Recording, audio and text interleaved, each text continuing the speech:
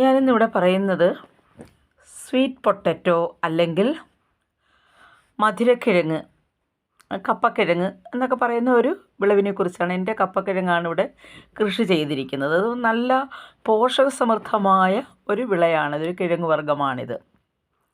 മധുരക്കിഴങ്ങെന്നും ചക്കര കിഴങ്ങെന്നും sweet potato, കപ്പക്കിഴങ്ങ് എന്നൊക്കെ ഇതിനെ അറിയപ്പെടുന്നു. ഇതിൽ നിന്നും വ്യാവസായിക അടിസ്ഥാനത്തിൽ അന്നജം നിർമ്മിക്കുന്നു.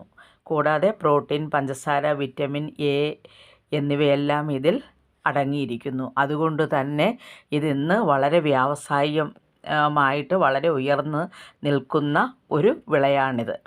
ഇന്ന് പഴയ കാലത്തൊക്കെ ആണെങ്കിൽ ഇത് ധാരാളം നമുക്ക് വലിയ വിലയൊന്നുമില്ലായിരുന്നു. ഇവിടെ നോക്കിയിരുന്നാലും സ്വീറ്റ് പൊട്ടറ്റോ അല്ലെങ്കിൽ കപ്പക്കിഴങ്ങൊക്കെ കിട്ടും. അന്നൊന്നും ഇതിന് വലിയൊരു ഡിമാൻഡില്ലല്ലോ, വാങ്ങിച്ച ആളുകളൊക്കെ കഴിക്കും.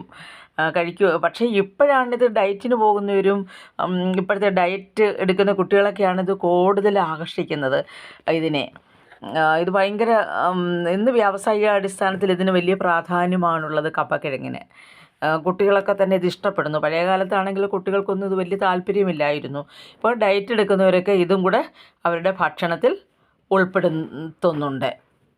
അപ്പോൾ അത് ഇന്നത് വ്യാവസായിക അടിസ്ഥാനത്തിൽ ഇത് നട്ട് കഴിഞ്ഞാൽ നമുക്ക് ഇതിന് നല്ല വിലയും ലാഭവും ഒക്കെ കിട്ടും. കേരളത്തിൻ്റെ കാലാവസ്ഥ അനുസരിച്ച് നോക്കുമ്പോൾ ഇത് കൃഷി ചെയ്യുവാൻ വളരെ നല്ല കാലാവസ്ഥയാണ് കേരളത്തിലുള്ളത്. അതായത് ഇതിന് ശരിക്കും നനവ് വേണം, നനവുള്ള മണ്ണായിരിക്കണം. അതുപോലെ തന്നെ ജലം വാർന്നു പോവുകയും വേണം, ജലം കെട്ടി നിൽക്കരുത്.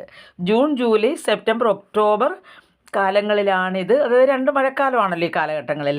അപ്പോൾ ഈ കാലഘട്ടങ്ങളിലാണ് ഇത് നടുവാൻ കേരളത്തിൽ പൊതുവേ കർഷകർ നടുന്നത്. ഇത് ഒരു മൂടെങ്കിലും നട്ട് കഴിഞ്ഞാൽ നമുക്ക് നല്ലതായിരിക്കും. ഇതിൻ്റെ വള്ളി നടാം, അതുപോലെ തന്നെ ഇതിൻ്റെ കിഴങ്ങുകളും നടുവാനായിട്ട് ഉപയോഗിക്കുന്നുണ്ട്. കിഴങ്ങും വള്ളിയും നടീൽ വസ്തുക്കളായി ഉപയോഗിക്കാം. അതുപോലെ തന്നെ അടിവളമായിട്ട് കാലിവളം സുലഭമായിട്ടുണ്ടല്ലോ കേരളത്തിൽ.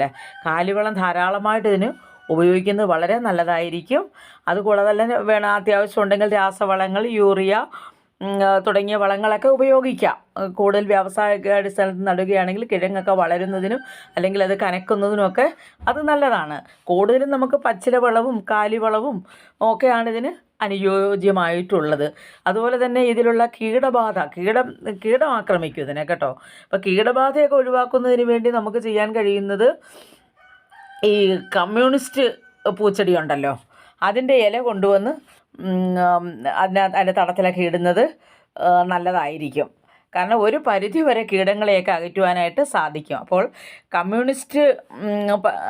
കമ്മ്യൂണിസ്റ്റ് ചെടിയുടെ ഇത് മനസ്സിലായല്ലോ. മറ്റ് കൃഷികൾക്കായാലും തന്നെ ഇത് ഉപയോഗിക്കുവാനായിട്ട് സാധിക്കുന്നു. അങ്ങനെ നല്ലതാണിത്. അപ്പം അങ്ങനെ പല ഗുണങ്ങളും ഇതിനുണ്ട് എന്നാണ് നമ്മൾ മനസ്സിലാക്കേണ്ടത്. ഇതിൻ്റെ ഇലകൾ